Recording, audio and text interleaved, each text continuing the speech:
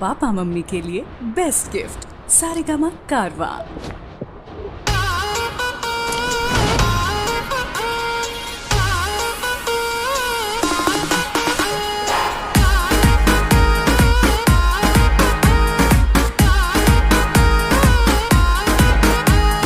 धैले बाड़ू हमर गाटा ओने बिजनेस में लागत घाटा।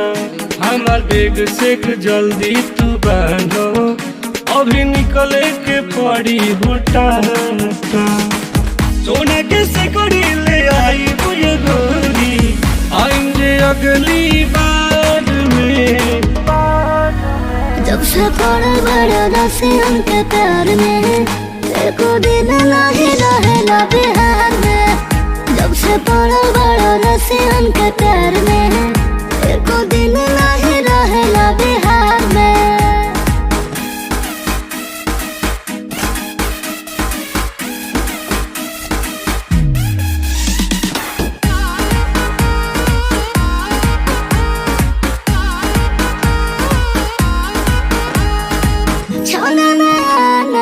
छोने में जाना बाबुर लगे, बड़ा बाबुर लगे।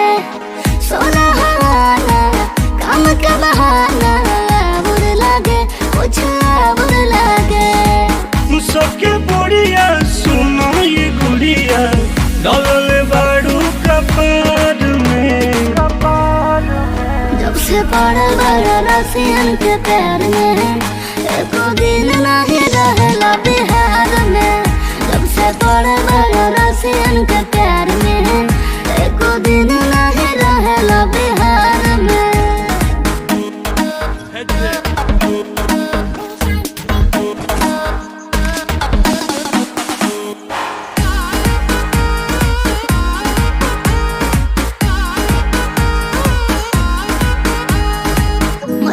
आजाद हो कौन सा बात हो, पवले बड़ा बोला पवले बड़ा।